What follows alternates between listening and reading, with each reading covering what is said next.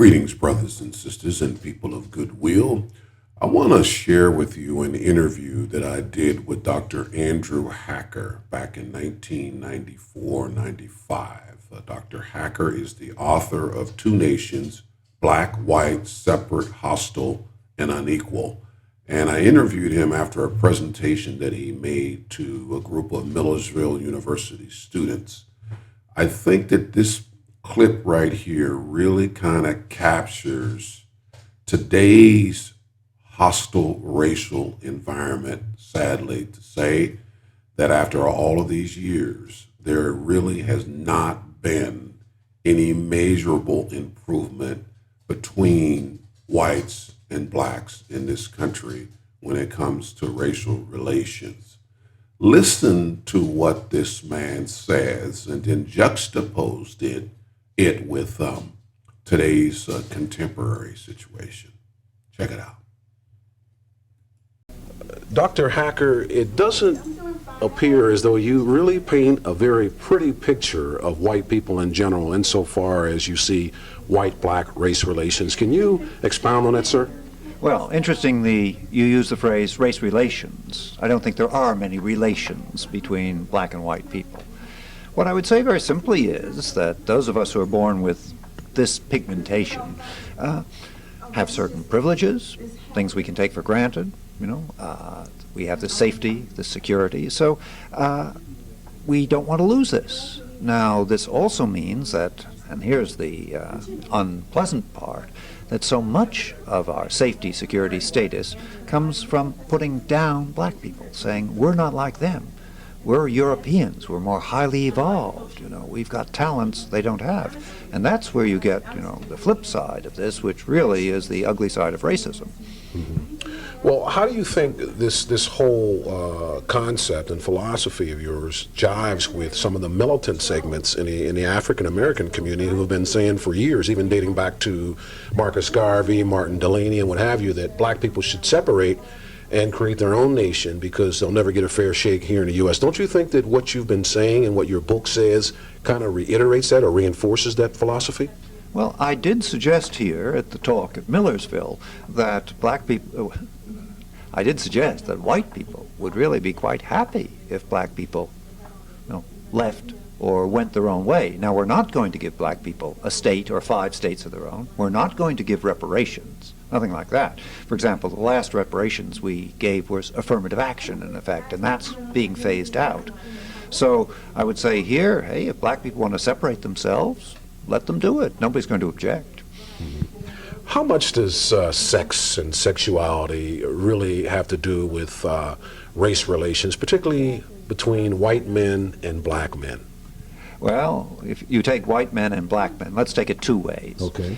If a white man is walking down the street and he sees a couple, a very attractive black man, really masculine, and with him a very attractive white woman, very white, we'll make her blonde, He looks at that woman and he wonders, this is the white man, what does she see in him? What do they do together? And it really drives us, up the wall. Because she's a woman who could choose, a white guy, but she chooses a black guy. And that really bothers us. And as a result, what we want to do is some way take that black man away, because we begin to say, hey, is she having a better time with him, in various ways than she can with me? And so he's competition for us. And you know how people react to competition. Now, let me give you the second aspect, because your question to me was black men and white men. Okay. Take a bunch of people in my city, white guys, and they get together, they have some beers, and then they go to Madison Square Garden, to watch the Knicks. Now, the Knicks are just about an all-black team. What are these white guys doing in the stand? Cheering on the Knicks. Here are these beautiful, glistening, hardly clad bodies, and these white guys are kind of cheering for them. Now, suppose I said to the white guy, hey, you got a thing about that? You attracted sexually to Oscar Ewing? He knocked my teeth. Sorry, start again. You do the cutting. Oscar Ewing goes back to, he was one of Truman's bureaucrats. Oscar Robertson. Oscar, nah, we know this. That's okay. Okay. You attracted to Patrick Ewing. He'd knock my teeth out. And yet, there can be some kind of erotic, attraction there that no white real man would ever want to admit to. Hey, if I said to him, hey, you won the prize, you can go watch the Knicks in their shower room while they're showering, he'd really love that prize. There's a lot going on here that we don't even want to bring up below from the surface. There's a real irony there, and of course it's a contradiction. And what we're saying is, you're okay on the basketball court, but we don't want to have you, for example, be an executive, in an office where you have power not only over white women, but even over me too. We're very much afraid of this. And as I kept emphasizing, the fear is here. We are the dominant part of the population. And yet the real fear that we have of black people goes very deep. And you'd be amazed, I'd say this to you, maybe you wouldn't be amazed at how much we talk about you when you're not there. Again and again, we keep going on about crime and drugs and babies, and guns and so on, as if, it's driving us up the wall, but we have to keep on worrying and worrying and worrying. So, as I said in the talk, you've really got us under your control in many ways, but on the same hand, that doesn't, pay off many dividends either. Mm-hmm.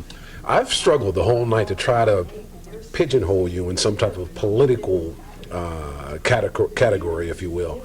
And I often thought of people like Rush Limbaugh and some of the real reactionary conservatives in this country. How did it react to you? I would simply say, I never indicate where I stand politically, left, right, up, down, whatever. I simply say that, and by the way, I'm a professor of political science, so I'm a student of politics. I say, the way a person behaves, that's their politics. You don't have to listen to them. I don't need speeches on how I'm liberal or conservative or whatever. Now, personally, as I've said, and I'm not doing a guilt trip, or maybe I am, but that's for you to decide. I simply say I take advantages of the privileges that come with my coloration, with my racial identity and background. I go throughout the country, never have any problems. I live very nice part of the city. I go into a fancy French restaurant. I'm welcomed. So, is that my politics? Well, in many ways, it is. It's what kind of reactions do you get from some of the conservative elements? Are they in concurrence with you officially or outwardly, or how do they react to you? Well, actually, the conservative line now among whites is the Clarence Thomas position. So they say, "Oh, Professor Hacker, you are not appreciative of all the advances. There's a bigger black middle class, and all that. In a way, conservatives talk a bit like liberals when they talk about advances that have been made. So they say, and in effect, the conservative position is, if more black people were like Clarence Thomas, and did that, then there wouldn't be a problem." And does that mean that if more black people would act like white people? Is that what that's saying? Well, actually, Clarence Thomas is not so much acting like white people. He's acting like the kind of black person white people want a black person to be. But then again, white liberals say, in effect, why can't you be like Colin Powell? And I'm not, whether I'm equating Powell and Thomas, yes, no, but one sees, what the equation here is. Mm-hmm. Let's talk about the whole concept of modern racism as opposed to traditional racism. Of course, traditional racism being associated with the belief that blacks are genetically and intellectually inferior to whites. Modern racism being more of the feeling that blacks are too demanding of government, that they receive too much attention from government and the media, and what social scientists call the anti-black effect. Talk about that a little bit. Well, there certainly is that. We see this with affirmative action. Whites are now totally against it. And the only reason we have some programs continuing is because court decisions are still, to a degree, being honored. But yes, the general white view is, we're tired of listening to your complaints. Hey, we've been so good to you since the civil rights period. We point to all the acts that the laws have been passed and so on, and say, come on now, the ball's in your court. We don't want to hear any more about, injustices, grievances, and so on. You can get off drugs. You can put your gun away. You can stop, decide not to have a baby. And it's really a kind of washing of hands here. And what you also see is that more and more white people are moving further out to more distant suburbs, and in a sense even want to wall in places like South Central Los Angeles and say, okay, if inside there, anything you do to each other, it doesn't really bother us. This is why, in the justice system, or our court system, when one black person commits a crime against another black person, we kind of say, well, hey, what do you want us to do? So if I hear you correctly, your book mainly talks about traditional racism as opposed to the new modern racism. Well, I do start with the traditional racism, which is still there. This example I gave at the talk at Millersville, where I said, hey, to a white student, which of these two surgeons, one black, one white, would you choose? Both went to the same medical school, same rank in their class, the whole thing. Still the wonder, can a black person be a really competent surgeon? Now that's the heart of racism. And it means that really, in effect, whenever a black person is given a position, the white person starts to ask, oh, was that an affirmative action appointment? The notion, the capacities aren't there. Now that racism is still as strong, I would suggest, as it ever's been. Well, let me ask you this. In talking about you're a social scientist, do you know of, or have you ever done any research in the area of what group that comprises what we call the protected class under EEO legislation? If you broke it down demographically, what group of people are the biggest benefactors of affirmative action legislation? Well, we know it's white women, absolutely. But let me give you another spin on this. At my university, where we have the protected classes that you mentioned, which includes the Cherokee and the Chippewa and so on, along came a group in New York City and said they wanted to be included as a protected class when it came to hiring faculty at the city university. You can't guess who they are, so I'm going to have to tell you. These were Italian Americans who wanted to get in under affirmative action, and get some jobs there. And they had the political clout. So now we have Italian Americans along with African Americans as a protected class. Well, I suppose, my wife, who's one of the old-fashioned WASPs from England, she could say, hey, we're disappearing, we're endangered, we want it too. Don't you see like an irony in this whole thing? I mean, if you look back, and I know you're old enough as well as I am to know when this whole EEO thing started, it started to redress problems insofar as slavery and black people. And in fact, then there was no such thing as Hispanic, no technical term, and Latino, Asian America, those terms didn't exist. Yet it appears as though that a lot of those other groups are gaining the most out of this legislation. Absolutely. And when people talk about diversity and multicultural education, multicultural curriculum, in a way what it's also saying is, oh yes, oh of course, there are African Americans too. Let's put them between the Cherokee and the Chippewa, and get half an hour on Tuesday the 19th. And in a way, it's a way of marginalizing Americans of African ancestry by, putting them in with the Costa Ricans and people from Taiwan. And I'd ask some serious questions about the motives behind the multicultural movement here. Mm-hmm. One last question, and it's on the same issue of affirmative action. It appears as though, even though you very quickly said that the largest or the biggest benefactor of affirmative action is white women, that the general public does not see it that way. What role does the media play in the perpetuation of misconceptions that lead to strained race relations?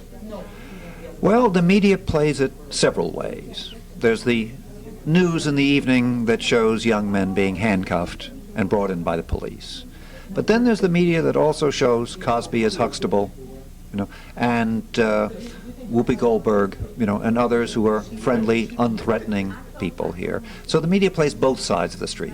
It frightens you with the evening news, with the arrest reports and the crime reports, but then it kind of says, here's a role model, for black people. Of course, the white producers make up the role model, but they say, in effect, well, there it is, we've given it to you, why aren't you living up to it? Is there any hope at all in this country for improved relationships between blacks and whites? I wish I could end on an upbeat note here. You know, I'd like to, but I'm not the person to interview on that, because what's being played out here is not just history in the past, history in the present, and history in the future. And what we have here, and I'm talking mainly about white people, that's what I know most about. We are afraid. We're afraid. Not just that we're going to lose our dominance, because we've got strategies, as we pointed out, for beefing up our numbers, but we're afraid in the way, I really say this, the way the slave owners were afraid. That there are people out there who will be led, you know, by a Nat Turner, you know, an insurrection, you know, and that they'll kill us in our beds at night. Hey, you take the typical suburbanite who lives 50 miles from the central city, hardly ever goes into the central city. That suburbanite has more bars and electronic alarms on his house than somebody who lives right in the middle of the city. Out there, 50 miles away, you know, they're still scared stiff. And Is this fear, is it a result of reality, or is it just misplaced fear? it's both misplaced and real. They know that there's no love for them out there. And they know that they, in a sense, deserve the dislike, even the hatred, the scorn that they get. They know that. They know they brought this on themselves. But just because you know something doesn't mean you're going to admit it openly or do something about it. So you see, and you didn't say yes or no, but I sense that what you're saying is there is really no hope for improved relationships between blacks and whites. I would say my job is simply to point to certain realities and not to skirt over them, but to minimize, not to minimize them, but to show the depth, the duration of this reality and what I call two nations. We are two nations. There's a real chasm between them. And until we admit to that, I don't see much change in bridging that chasm. Thank you very much, sir, for your forthrightness and your honesty. Well, this has been a real pleasure.